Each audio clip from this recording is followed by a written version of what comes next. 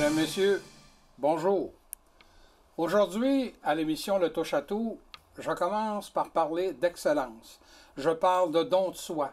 Je parle de partage. Et j'ai une invitée qui remplit tout ça, qui touche à tous ces points-là. Et vous allez voir pourquoi. J'ai le plaisir d'avoir à mes côtés, je la considère comme une amie, Mme Aline Fesser. Bonsoir, Aline. Bonsoir, Pierre. Je parle d'excellence, je parle de don de soi, je parle de partage, parce que le 27 avril dernier, en compagnie de 3 autres, vous avez reçu la médaille d'or du lieutenant-gouverneur des mains même de M. Michel Doyon. C'est bien ça? C'est bien ça. Hey, la médaille d'or, là, quand je dis 4, sur les centaines de médailles qu'il a remis, là. Oui, quelques centaines, oui. Oui, hein? Justement. Il y avait l'argent, puis il y avait bronze pour les plus jeunes. C'est ça.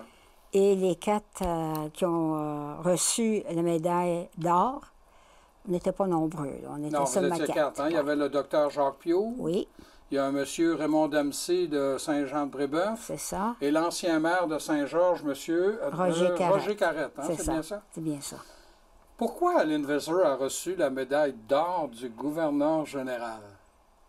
Je fais appel à votre humilité, Mme Fesser. Et c'est sûr qu'il faut toujours demander ça. Pourquoi que j'ai reçu une médaille d'or ou bien n'importe quel privilège qu'est-ce qu'en soit. Et je crois que cette fois-ci, sans que je le sache, on a monté un dossier pour moi qui surtout privilégiait l'éducation et la santé. Et ma domaine a toujours été ça. J'étais enseignante en maths et sciences, que j'ai beaucoup adoré, les enfants. Mais par contre, j'étais toujours intéressée en médecine et la santé. Je suis née, nous étions 7 filles à la maison. J'étais la 7e, la dernière. Et il y avait eu de la maladie dans ma famille. Alors, ça m'intéressait beaucoup. Et c'était avant le Medicare et tout ça, libre. Hein? Alors, ça m'a toujours intéressé de pouvoir faire de quoi pour la médecine, en santé. Et dire que vous étiez venu ici à Thetford pour 1 an. Si j'ai bonne mémoire, vous étiez venu ici pour 1 an. Alors. Oui, pour enseigner 1 an. Vous n'aviez pas de place pour enseigner, vous envoyez à Thetford, mais j'y vais, mais je vais retourner. C'est ça. C'est bien ça. Ça va être très vite. Et ça fait combien d'années de ça? Je suis venue en 57. Ça fait déjà 62 ans. Bon. C'est beau. Il faut croire que... j'aime beaucoup Thetford. Alors, qu'est-ce qui vous a retenu ici? L'amour? C'est toujours ça, hein? Prends mari, prends pays. Oui, mon mari aussi enseignait dans le temps. Alors, c'était facile à voir comment que ça allait se produire. Ah bon? Oui. Dans le domaine de l'éducation, vous avez été impliqué pendant combien d'années? 35 ans. Ça, c'est l'enseignement. Oui, mais vous êtes encore impliqué, je pense. Oui, dans l'enseignement. Oui, l'éducation. Ici, à l'école, notre petite école, je vais travailler le matin, jeudi matin. Les jeunes arrivent, ils ont faim. Alors, on a commencé un petit programme de déjeuner, des petits déjeuners pour les jeunes. Alors, ça aussi, j'avais commencé ça quand j'ai pris ma retraite. Et pour l'hôpital, mais fallait de soi. On avait des bons directeurs généraux. Oui. Moi, je me rappelle, parce que j'étais journaliste dans le temps, quand je vous ai connu pour la toute première fois, vous étiez au sein d'un comité qui avait décidé de prendre les moyens pour sauver notre hôpital. Parce qu'à un moment donné, les gens s'en souviennent peut-être pas, mais notre hôpital était sérieusement en danger. En tout cas, son avenir. Hein? Oui, on allait en faire une succursale de Saint-Georges. Oui. Et moi, c'est la première fois que je vous ai rencontré. Et là, on a dit, tiens, on vient de découvrir une nouvelle richesse, il n'y a pas juste l'amiante à Thetford.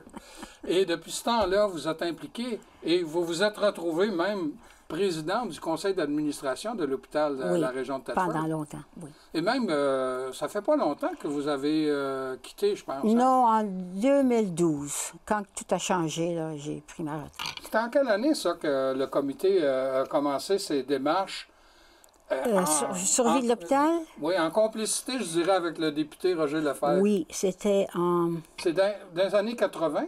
Oui, dans les années 87. Oui. Oui, c'est ça. Et on a eu, en tout cas, ça a porté fruit. Hein? Ça a porté fruit. Il y avait des... on est allé chercher beaucoup de signatures. Je pense qu'on avait au moins 25 000 signatures. Et on avait tout mis ça dans des cartables. Je pense qu'on avait une vingtaine. Et là, j'ai demandé à notre député, Roger Lefebvre, tout nouveau, il venait de rentrer à l'Assemblée nationale. Et puis, il me dit, Aline, on va trop loin, là. Mais j'ai dit, non, Roger, tu es notre député, tu nous représentes, va donc demander à Mme Lavoie-Roux si elle pourrait venir. Entre-temps, Roger Lefebvre avait fait des amis avec les autres membres de l'Assemblée nationale. Et il y avait aussi Mme Lavoie-Roux, qui était dans le temps ministre de la Santé. Oui. Alors, ils l'ont invitée pour venir recevoir les 25 000 signatures. Puis elle est venue. Et là, elle a débloqué des choses pour nous, pour recommencer notre hôpital à nouveau. Elle nous a donné des budgets.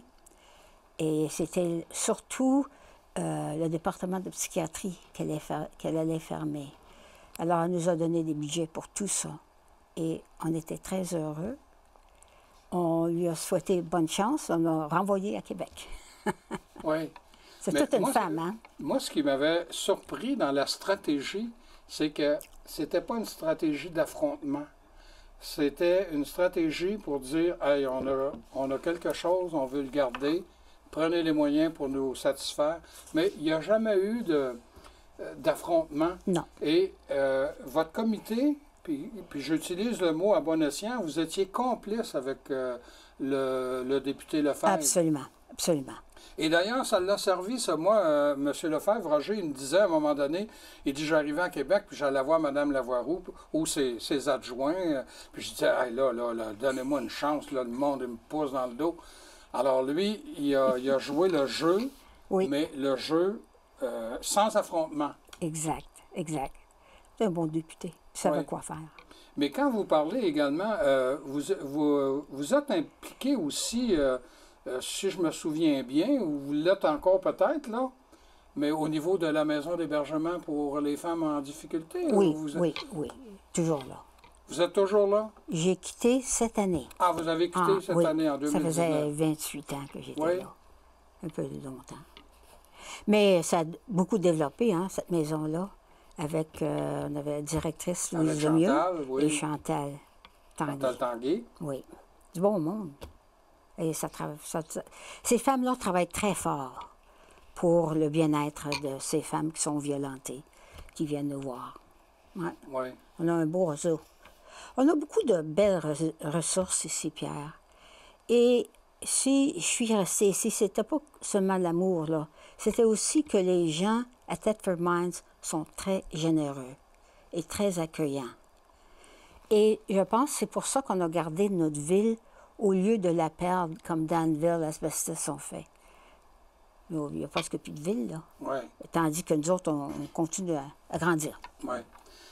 Vous avez aussi l'honneur d'être la seule femme qui a reçu le titre de personnalité de l'année dans le cadre du Gala Zénith qui se déroule depuis 12 ans dans la région de Thetford. Et moi, ce qui m'a frappé, c'est votre discours. Quand vous avez raconté la fable, pouvez-vous nous en parler un petit peu, là, le partage? Oui, c'est que si moi, je ne survis pas, toi aussi, tu vas mourir. Alors, le partage, je veux dire, c'est la vie. Ensemble, on va survivre. Et c'est un mot africain. Et je pense qu'en Afrique, c'est ça qu'il faut faire. Mais ici, à Thetford Mines, c'est ça qu'on fait. On est ensemble Et on fait attention à nos voisins qui passent pas. Oui. Et on grandit la ville, on s'améliore, on est bien. Oui. Et moi, je me souviens de votre fable là, qui disait que les enfants, à un moment donné, il y en avait un qui avait remporté le droit de manger. Oui. Non, il a décidé qu'il partageait. Et de la façon que vous aviez raconté ça, j'ai compris que c'était une façon pour vous de vivre. C'est votre leitmotiv. Hein? Absolument. Alors, tout ça, là, a eu son couronnement le 27 avril, quand vous avez reçu la médaille du gouverneur général. Mais la médaille, moi, j'ai reçu la médaille d'argent il y a 2 ans et j'étais tellement impressionné. Alors, recevoir la médaille d'or, qu'est-ce que ça vous fait, là, à part d'une bonne claque dans le dos? Comment vous avez... J'étais émue, vraiment, là. Parce qu'il y a quelqu'un derrière ça qui avait travaillé mon dossier pour qu'il soit accepté à Québec. Et il faut que je la mentionne, la personne, c'est Maurice Boulet. On va l'avoir là dans quelques minutes à mes côtés. Tant mieux. Bien, c'est lui qui a fait le magie, là, ouais. pour moi et pour Jacques. Ouais. Le lieutenant-gouverneur, M. Doyon, en tout cas, moi, je l'ai trouvé très chaleureux. Je sais pas très si dans sympathique, votre cas... très, très sympathique. Et même si j'étais très nerveuse, il nous met au confort, tu sais. Oui, at ease, comme on dit, mais à l'aise, exactement. Oui.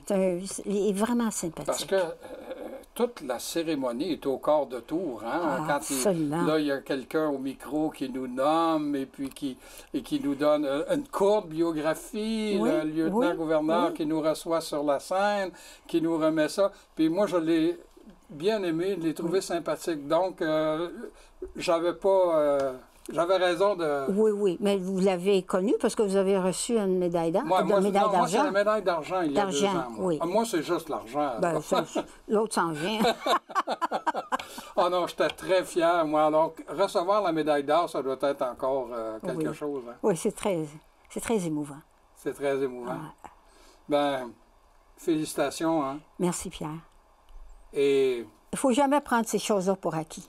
Non, mais à la prochaine. À la prochaine. Demeurez des nôtres. Dans quelques instants, je reçois peut-être celui qui est en partie responsable de la réception de la médaille d'or, c'est-à-dire Maurice Boulet.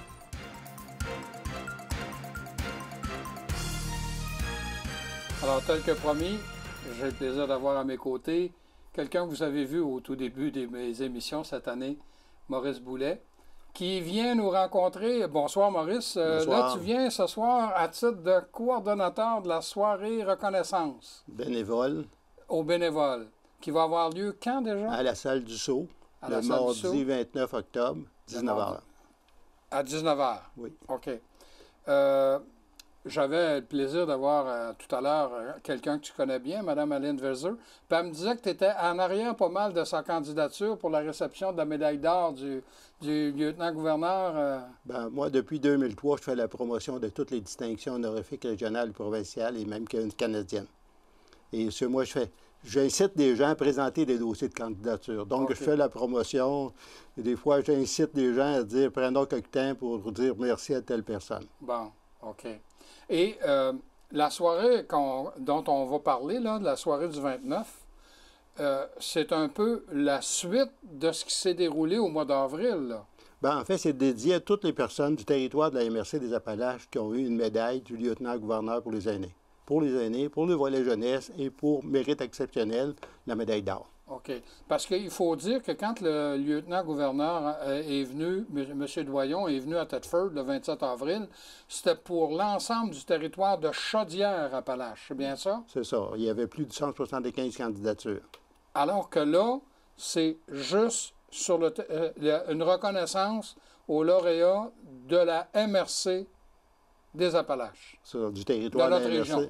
Du territoire. C'est un peu un rappel de ce qu'on a fait en 2015, puis en 2017, on s'est donné un peu l'orientation de leur dire merci et leur faire une fête. Donc, c'est une autre fête pour eux autres. OK. Et ça va permettre aussi, le nombre de personnes d'invités était très limité.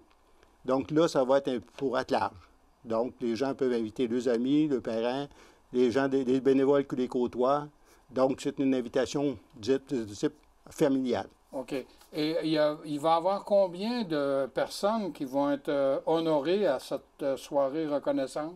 Bien, il y en a 71, plus des gens qui ont eu des distinctions de d'autres niveaux, des distinctions honorifiques régionales, provinciales et même canadiennes.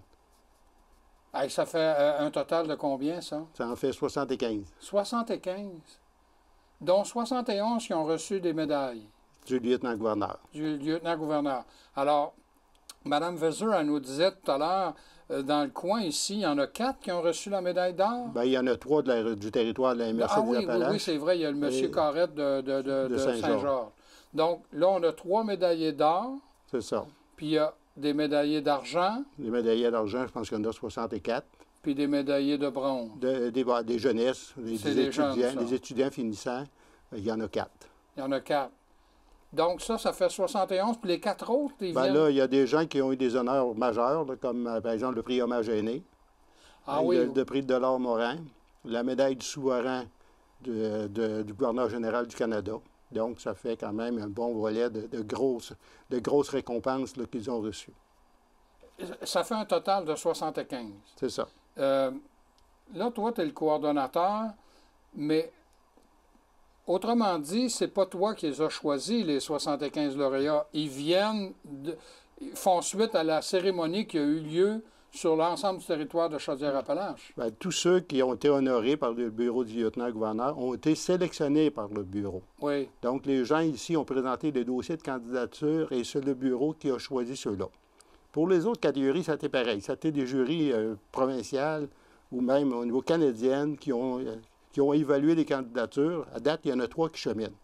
Donc, c'est le bureau de Mme la Première ministre du Canada qui fait actuellement la sélection de ces personnes-là, détermine s'ils sont admissibles ou pas, et il décide aussi si Mme Julie Payette décide de demander si on va les recevoir. Ah, bon, OK.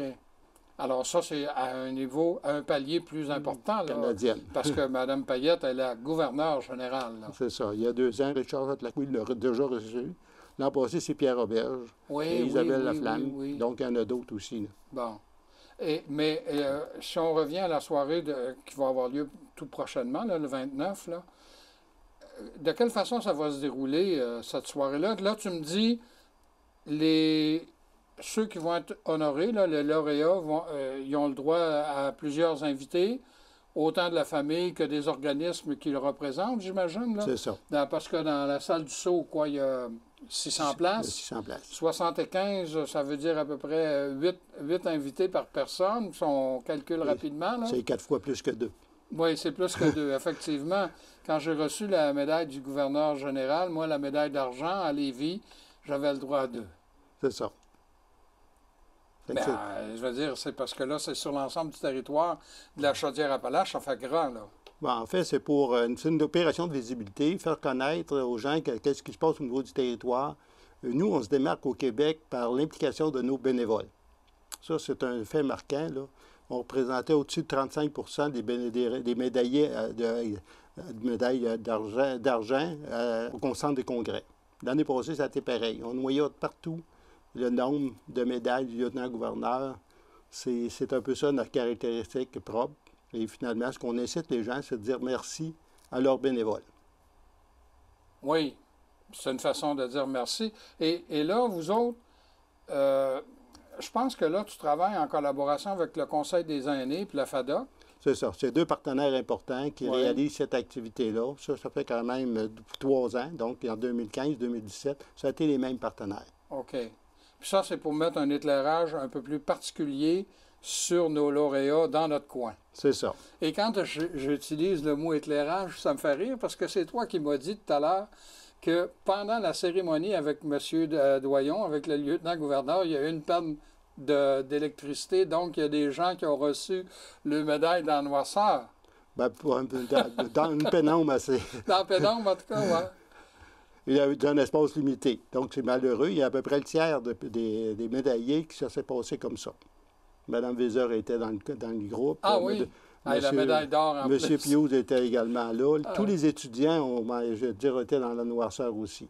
Donc, c'était quand même un élément qu'on aurait on n'a pas tellement apprécié d'arriver comme Ouais, ça. c'est imprévisible, ça, là. Une panne d'électricité, on commande pas ça, puis on... C'est ça, puis ça a duré jusqu'à 8 heures le soir. Fait que ça a été quand même assez pénible pour tout le monde. Ouais. En espérant que le 29 octobre, il n'y aura pas de panne d'électricité pour venir encore mettre la cerise sur le Sunday. Mais Maurice, de quelle façon va se dérouler cette soirée-là? Tu dis que ça commence vers 19h, il doit y avoir un accueil, bon, il va y avoir, tu m'as parlé d'une remise de certificat, mais est-ce qu'il va y avoir d'autres choses, là? Oui, puis on garde. Il y a un comité d'accueil Oui. qui va accueillir les gens, les diriger dans la salle. L'autre élément, c'est qu'il va y avoir des allocutions de circonstances. Il va y avoir également une conférence sur les enjeux et les défis du bénévolat. Donc, je veux dire, être bénévole, à un moment donné, pour des organismes aussi, faire du recrutement, c'est quand même un travail assez considérable. Les reconnaître aussi. Donc, un peu, là, je veux dire, on veut mobiliser, sensibiliser les gens sur toute l'importance du bénévolat au sein de notre société. Et ça, quand on parle de ça, les gens de l'âge d'or, en tout cas les aînés, comme on dit, là, ils sont très impliqués au niveau du bénévolat. S'il fallait que les aînés disent « on ne fait plus de bénévolat », la province arrête de tourner, hein? Bien, c'est une strate importante de population qui s'occupe de ça. Parce que même ici, dans la région, on le sait, même garde là encore les 2 médaillés d'or, là, c'est des gens qui correspondent à cette description-là, tu sais. Dr. Pius, qui a pris sa retraite tout récemment, Mme Weiser, qui était du domaine de l'enseignement, de l'éducation. Même moi, quand je l'ai reçu il y a 2 ans, j'étais déjà à la retraite. Et la plupart des gens de la région que j'ai vus, moi, la plupart étaient des retraités. Et ce qui est important, ils sont toujours impliqués, hein? Oui. Ils cheminent toujours. Toi, le premier, là, je veux dire, quand tu es venu l'autre jour, puis tu nous as parlé de la conférence de la ministre, là, tu reviens, tu t'occupes de la soirée reconnaissance aux bénévoles, là. Mais tu es un des bénévoles, toi aussi, là. Ah, ben regarde, ça fait 18 ans que je suis à la retraite, puis ça fait 17 ans que je suis très engagé. Et mon épouse, c'est une adjointe très importante. Donc, depuis que tu es à la retraite, tu es obligé d'avoir un agenda. Oui, ça. Serré. D'avoir un agenda serré, oui. Donc, il va y avoir un discours sur l'importance de la retraite. C'est ça. Pas de la retraite, mais du bénévolat. Sur les enjeux et le défi que doivent relever les organisations communautaires aussi. Oui. C'est quand même majeur. C'est la charpente, c'est le squelette de la structure, ça. Oui. Mais tu me disais que c'était une soirée festive. Donc, est-ce qu'il va y avoir de la musique? Bon, d'un premier temps, on remet à chacune des personnes un certificat. Un certificat, oui. Et après, il y a un volet musical. Donc, on veut leur dire merci de cette contribution-là. On veut que ça se termine un peu dans une ambiance de fête. OK. Est-ce que comme lors de la remise des médailles, il y a quelqu'un qui donne un court aperçu de ce que la personne, le lauréat, reçoit un prix pour telle chose? Est-ce qu'il va y avoir une présentation un peu particulière des 75 lauréats? Bien, pas trop élaborée parce que finalement, c'est question du temps. Puis, je veux dire, dans des cas, ils ont refait des fêtes. Il y a des organisations qui ont récupéré leurs personnes et qui ont fait des fêtes. Oui. Donc, je veux dire, à un moment donné, ce qui est important, c'est qu'ils sachent de quel secteur ils viennent, dans quel type d'intervention qu'ils ont fait, mais c'est un préliminaire. OK. Un peu comme ça se déroule avec le lieutenant-gouverneur. C'est ça, un peu moins élaboré. Ben oui, hein, parce qu'à un moment donné, il y en avait qui avaient des feuilles de route là, très longues, puis ils résument ça en quoi? 1 minute, 1 minute et demie? Ouais, 45 secondes. 45 secondes? 30 mots. Oui, hein? En tout cas, moi j'étais tellement impressionné de voir cette cérémonie-là. Malheureusement, le 27 avril, je n'ai pas pu assister là, à la cérémonie ici à Thetford, mais c'est protocolaire, c'est la même chose, là. Moi, j'accompagne des lauréats depuis 2003. Ben oui, ça fait longtemps, toi. Je veux dire, à tous les niveaux, prix As aîné solidaire de Centraide, prix Bénévolat Québec, la médaille du souverain pour les bénévoles, et pris les médailles du lieutenant-gouverneur depuis 2008. Donc, je veux dire, puis c'est toujours la même chose. Les personnes, je veux dire, on voit qu'ils ont beaucoup d'émotions. Oui. Je veux dire, à un moment donné, c'est une récompense que leur donne. Et les gens, il y en a qui... je veux dire, ils disent, tant qu'on les invite pour venir, on les demande pour qu'ils présentent le dossier de candidature, souvent ils me disent, je ne mérite pas ça, il y en a qui en font plus que moi. C'est des convaincre. Ça, c'est un autre élément majeur. Ah oui, ça, c'est un fait. Hein? Alors, Maurice, on rappelle qu'il va donc y avoir une soirée reconnaissance aux bénévoles le mardi 29 octobre à la salle du Sceau à 19h. Mais là, on en parle, là, mais les gens qui n'ont pas été invités, ça ne sert à rien de se présenter à la salle. C'est une admission gratuite. Finalement, les gens ont le temps qu'on va leur envoyer une correspondance. Ils sont invités à apporter la délégation qu'ils méritent. Oui. Mais habituellement, on n'a pas trop de problèmes. On est en mesure de contrôler l'assistance de façon sans refuser personne. Bien, merci beaucoup, Maurice. Merci, Pierre. Je vous invite à nous revenir la semaine prochaine.